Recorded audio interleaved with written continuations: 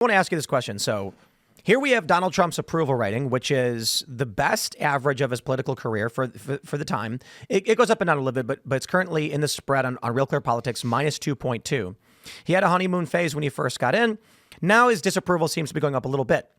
But it's fair to say that when you look at all the aggregate polling, Trump is polling his best. That being said, how are we dealing with, in the same time period, two polls, RMG and Marquette, having inverted results? RMG says Trump +7. RMG says +7 and Marquette says -8. My issue now is I take a look at these polls in aggregate. In Trump's first term, they were all relatively close. They were all -1, -2, -3, -1. And so they averaged at 2. And you're like, makes sense. Trump's only -2 because Fox News has him at -2, but Gallup has him at -10. But RMG has him at +7. Yeah. How could there be so wildly different polls for the same time periods? Yeah, it's especially on the non-election stuff. Well, the election stuff, especially 2020, was all over the place. You'd have like net 0 to all the way like Biden +16. That was real horse race polling, and that's what everybody tunes their results to. The truth about polling right now is that nobody's taking an actual random sample. It's impossible. There's literally no way to reach millions and millions of Americans anymore. Even if you had all this money in the world to just spam everybody with SMS text messages, at the end of the day, what you're getting a sample of isn't the country. It's a sample of people who actually respond to spammers. So one of the reasons that we think we're more accurate and we do better, first, we're the only one polling approval on a nightly basis. Nobody's doing it anymore. And then the other is we pioneered the use of landline IVR. We're one of the more prominent people that came out and did that in a time when most people had landlines. But we poll so often that I have 400,000 people that like to answer our phone, and half the electorate is over 50. So it lines up really well. Almost everybody else has gone to online panels or have built their own panels. The industry is sort of consolidating into Ipsos and YouGov. So what Ipsos is just a panel of only 50,000, 60,000 people. It's managed by people with pronouns in their LinkedIn bios. It's like one set of people, and they're not picking up those swing voters. They're not getting new voters entering. You know, they're trying to manage that. And what they're doing is they're creating basically an artificial America. And they and us, and YouGov is another one of the panels, they and us will try and tune the results to the election. But I think I'm getting a politically sophisticated, older group of people that are informed and are less normie. And because of that, not only did I have Trump approval higher than everybody else, I actually had for most of the time Biden approval higher than everybody else. Nobody wants to, talk about that. Like Quinnipiac was out with 33 Biden approval. I had him at like 44. So can I ask you a bigger picture question about polling? So much of politics, media, and narratives are driven by these polls, and we're seeing these polls with. So, for example, like Fox News, CNN, oftentimes run with whatever polls based on approval rating, how people are feeling with immigration and whatnot, and these really do drive narratives.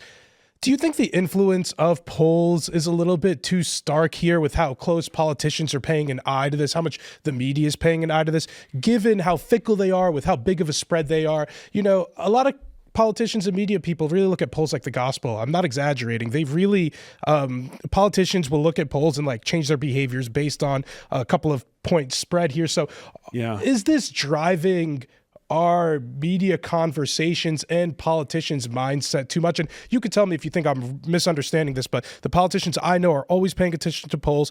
Polls are always the justification behind media narratives and media stories. And look, there's gigantic spreads here.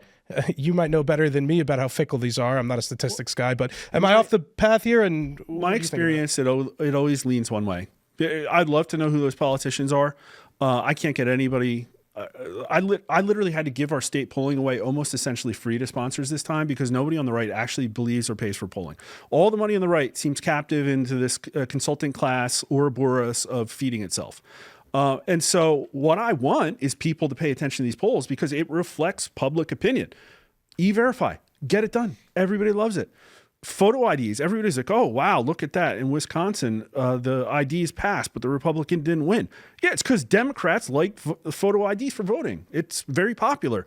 And so I could give them a list of 20 things that are bipartisan wins that they should do tomorrow, and they don't pay attention. So I guess to you don't think we're paying too much attention to polls? You think we should be doing more? Well, no, I think the problem is that polls have turned into, everybody hates them because they're an information warfare weapon. For the election forecast. I don't like election matchups. I don't want to do that crap. I want to get policy in place. And they do. I did a whole hour and a half show on all the ways a pollster can lie to you. There are many. And the biggest one is cherry picking. Cherry picking is the biggest one. Even if the pollster is not corrupt, the Hill will take your results out of context. They put a Harris +7 poll headline out in the middle of August, when the point of the underlying poll was to prove that when primed with race and gender questions, people were more likely to pick Harris. So they literally had a Harris +1 poll. Then they said, oh, what about all this other stuff? Then they did it again and got Harris +7. The Hill put that as a headline, Harris +7. Here's what I love. Here's my question for you. Would you in your life, do you think it is right? I want to phrase: is it good for individuals to try and reduce their carbon footprint or their pollution to be good stewards of the earth? Yeah, we should be good stewards. I'm a Boy Scout. I like conservative. I can't believe it. I got a 90% support rate for the Green New Deal.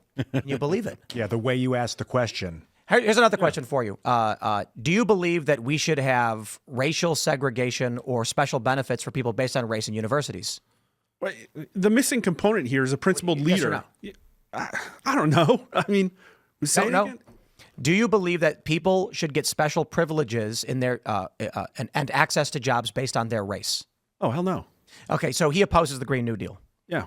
Because people don't understand that the Green New Deal was nonsense. It included DE&I hiring initiatives for based on race, and the argument that minorities are affected by climate change more than white people. So you could actually ask that question, which is specific to one portion of the Green New Deal, and then claim its support for the Green New Deal or opposition. You choose. No, we were talking about tariffs. It's the same thing. People have no idea the details. You can ask it any way you want, get any result you want. And that's just one of the million ways they can lie. They can do a push poll. They can hey, Donald Trump was kicking kittens. Do you approve or disapprove? Then ask the election matchup. Or they can even only release partial parts of they ask this big long question, and then it's hey, do you approve or disapprove of the Green New Deal? You don't know how they prime them. And so, yeah, it can be completely corrupt. So we put out, ultimately it comes down to ethics. You know what I mean? I don't put out all of my data and give people access to the underlying information about the people that I poll, but I put out the crosstabs. I put out every question I poll, and I list every sponsor that sponsors everything and how I weighted it. And you have to trust me. And the problem is that literally everything's been weaponized. That's why I call myself the honest pollster. I was trying to figure out why we weren't commoditized, and that's literally what it comes down to. There are a few other honest people, and I'm not calling all the other ones liars or but you don't know because it's the way it's being used, and then they hide behind this veil of transparency or in an ivory tower or in this artificial assertion that they're unbiased. The first thing I posted on Twitter when I started tweeting in August, when I got so mad at all the scummy tactics, after Kamala Harris got anointed, there were 2 weeks when nobody released a national poll. There was 3 national polls that came out. And I was what is this? So I came out and what I said to the few trolls that came after me when I first started is that people are biased, but polls shouldn't be. And then they shut up. So I don't get attacked by trolls anymore because, yeah, people are biased. So you're going to pretend your pollster isn't biased, right? So anyways, I don't know. It's a mess. I was talking to Michael Mouse the other day, and I was saying that I no longer view myself as classical liberal, but more post-liberal, which is a reference to recognizing the limitations of liberalism and requiring some kind of strong defense of your moral tradition. Michael was saying, well, but people usually associate post-liberalism with fascism. And so I explained my position, and he says, oh, so you're where I'm at, because he's an anarchist. And the gist of the conversation ultimately is the majority of people are dishonest, unfortunately. I mean, they're honest to certain degrees, but people will lie to get what they want. And so when it comes to polls, most of them, like you're pointing out, are not honorable. We have no more honor in the society. It is people saying, how can I get the result I'm looking for? So in media, you get journalists who will ask leading questions or who will take quotes out of context. The fact checkers will add things to a claim to make it false. Did Ian eat ice cream on Saturday? False. It was Sunday. Then they can put a big false on it, and they can take down any post they want on Facebook. Facebook got rid of it, but that's what they were doing. And then you have pollsters that will ask questions or prime people in ways that they know will manipulate the results so they can make the claim, so their ideology wins. One issue I have had with polls, we talk about on the show from time to time, is when polling will go out for 3,000 people, like what we were just eyeballing here, 3,100. Yeah, here, Rasmussen, 1,500. So 1,500 people. But then a news company will make an article and it'll say 43% of Americans believe, and it's like, bro, it's 1,500 people. Ian doesn't understand. Tell them about statistics, Mark. Okay, I know it's a fractal fractal statistics. sample size. Tell them about the numbers. So you don't need to have that much statistics to poll, but there's this central limit theorem and blah, blah, blah. Basically, there's accuracy and there's precision. And so precision's like, I shoot the gun, the bullets all go to the same place, but the target was over there. Accuracy is like, I spray down there, all the bullets went on the target, but not in the center. And that's one of the tactics they use. A lot of people say, look at that morning consult poll side. It's like 10,000 results. It's got a 1% margin of error. It's like, yeah, but they're 11 points away from the target. And so what we'd like to do, and there's diminishing returns. I would rather do 10 polls of 1,000 people than one poll of 10,000 people. I learn a hell of a lot more. And that's what we do. We put out more polling than anybody else except Morning Consult this cycle. And I went back and counted. Of the 28 polls on Real Clear Politics starting August 1st that showed Trump winning, a little red circle, we were 50% of them. So let me ask to try and help Ian understand. You guys were one of the most accurate on every election over the past 10 years or whatever. We've done a good job. You've been very close to the actual results. Yeah. Now, how is it possible that you very accurately reflected the results of the election, but if you only polled 1,500 people, right, Ian? That makes no sense. I How does poll that work? 250,000 people a year. So we ask all the time. I put out 42 different state polls spread across 14 states. So you get a really clear picture because I'm taking a sample every time.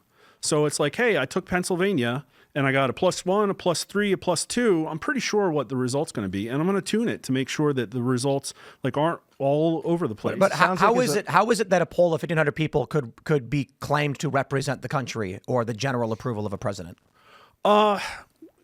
Statistically, the 95% confidence interval, meaning 19 out of 20 times, if I run it again, the actual population mean will be within that interval.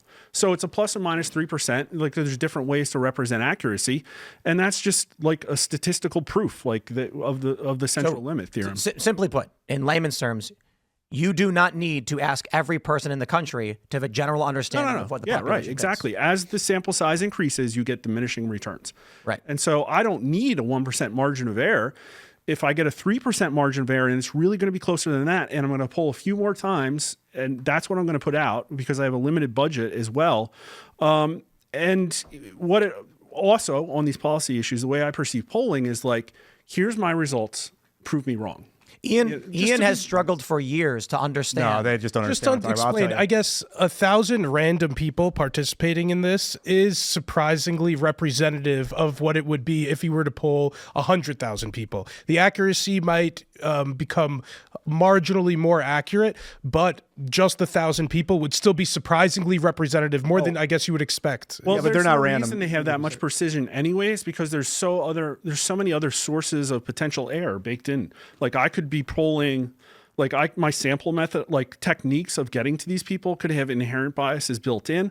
I could be picking the wrong party weightings and could be completely off there. So why would I do a poll and get a 1% margin of error when I could have 3 points of baked in bias in my party weightings? And That's so what the others are doing. Is that what you're saying? There's all kinds of different tricks. I'll tell you, 2018, we didn't do that great. And I think there's reasons why. But over time, one of the problems is that they'll create artificial measuring sticks in order to slander people. So we were told that we were way far right in 2016 just because we showed Trump up a few times, but we had Hillary Clinton winning the national popular vote. We were within like a point or two. So we did great. In 2020, our final call was Biden +1. But 3 weeks before that, we had Biden +12. And the average of all of our polling across September, October was Biden +6. So we were actually 2 points to the left, and they call us a far-right pollster. So they'll use underhanded tactics like that. And on the 2018 miss, I'm very eager to see what happens, for instance, to Act Blue. I think that we're going to find that Fraud? Yeah. There's the accusations are coming out. But Ian, explain what you meant then if you say we don't understand. Yeah. So it sounds like as a pollster, you're very ethical and diligent in the way you poll. So I think that I agree. Like a poll comes out. Well, let me finish this really quick. A poll comes out. Here's what the poll said. That's good. You did your job. Now the news media will pick it up and be like, okay, this poll says 47% of these 2,000 people believe, and then they'll run the headline, 40% of Americans believe. I find that to be unethical, an unethical distribution of your data. Do you agree? People have unethically distributed our data for sure, but we're kind of in the polling ghetto right now. Well, so the question is, when Rasmussen puts out a approval for the president, is the implication this is a view of the national population? Yeah, it is a sample of U.S. likely voters with a +or-3 margin of error. And if you don't personally think that represents, then you can prove us wrong in your own poll or do a more expensive. I think Ian doesn't like that everybody isn't being polled, and it's being said that all the percent you're using the percentage. You can never poll America ever again. Ian's point is that a poll of 1,500 people is not representative of this country no matter what. And when the media says it is, they're lying. And so the question for the pollsters is, can you poll 1,500 people, and are your results representative of America? Yes, scientifically, statistically relevant, yes. Relevant, I agree, relevant. Yeah. But I don't think that it is a direct representation or a reflection of what 330 million people think. It's kind of semantics, you know what I mean? Basic common sense. No, but that's look at the way these representatives in Congress. That's how the statistics work. 700,000 people apiece. You might have to get a lesson from a pollster, but that's how the math is telling people. I just want to. Sorry to interrupt. Ian, you are talking to one of the leading pollsters in the world who is explaining to you how the math and science works. I don't understand what you're arguing. Well, it's like if I come up with a result, 43% think the Civil War is happening in the next 5 years, right? The headline should probably say poll : Civil War, U.S. likely voters, Civil War is happening, but it's on our site, RasmussenReports.com, so people know. It's just semantics. It is a statistical representation of what Americans think. Well, it's not just semantics. Because if I said, not 80% of the people in this room think that, but I only polled me, and I guess let's see, or let's just say there were 100 of us in here, and I said 60% of the people in that room believe, but I only polled 5 people. And 3 of them thought it. So, and then I told them what I'm going to do. That would be unethical and a lie of me to say that, and presumptuous. So we're going to go to Super Chats because we're going in circles. Yeah. But Ian. Oh, I don't think so. We're spiraling, that's for sure. This gentleman here Ian's going to take on statistics. Has explained that you are incorrect and you're misunderstanding. No, he did not. As far as I know, you said you believed it was unethical for a news article to say 37% of Americans. I misunderstood your question. A poll is a poll. And sometimes people load too much into what the results of a poll mean, but they are statistically relevant. It's an accepted form of journalism, understanding what people think. And they're not the be-all, end-all. In fact, I would look at other data if I really wanted to know what was happening in an election beyond polling, right? When a poll uses a representative sample and asks them their opinions and then publishes it, when the media shorthands poll shows X percentage of Americans believe this, that is how we mathematically, scientifically assess popular public opinion. And as he's pointed out, the more people you ask, you get a diminishing return. It doesn't change the results. So there is a mathematical formula for the happy number of people you need to ask in a representative distribution to figure out the likely, within a margin of error of 3 points, opinion of this country. So the media is not wrong when they say poll shows. Oh, but if a guy sees a poll of 1,500 people and they're like, oh shit, it says exactly what we want the world to think everyone thinks. Let's make an article and say everyone thinks it. That's Ian, it would show the same thing if they polled 100,000 people is the point. It would show the same thing if you polled 1,500 or 15,000 people. He just told you how they can take the information and twist it around to say whatever they want. Not whatever they want, but take the information and twist it to say things that are either not true or not the complete truth. So it's not about the polls. It's about the people agree. that are taking the data and the information. Yes, I agree. It's not about the polls. The polls are done ethically. This all Especially started with a really great discussion that you had, I think, about the redefinition of politics and what the political spectrum is and what it's turned into. And I kind of want to just respond, like that's an important part of the discussion that I think is happening because the people trust me because I talk to them and I show them what's going on and I try to answer their questions. But at the core of it is just my sincere representation of integrity. Like I'm trying to do a good job and I feel bad if I fail. And also our business would probably not exist if I failed. And so we need more of that. And that's, I don't know if you call that right or left politics anymore, but my take on what I think we're seeing is that where the right has gotten to, and they weren't there 8 years ago, is that they're very careful about being intellectually honest and trying to get to an honest answer about things. Yes. And the left is fall in line or get out. Yeah. Yep. I mean, you can see that with not just the stuff that goes on Capitol Hill and in Congress, but even like in the Supreme Court. Everyone knows how the left-leaning judges are going to rule. You may be interested in hearing their how their reasoning goes, but you know where they're going to come down on almost every issue. Very, very rarely do the left-leaning justices surprise anyone. The right-leaning or centrist or conservative or however you want to classify them, they're the ones that will actually surprise you. And you can't really be sure, only the most, you could probably come down. You can probably predict where like Clarence Thomas is going to come down and maybe predict where Alito comes down. But even Alito will surprise you sometimes. Whereas on the left leaning, they all fall in line. Thanks for checking out this clip from Timcast IRL. Make sure to watch the show live Monday through Friday at 8 p.m. Subscribe to this channel, and we will see you all there.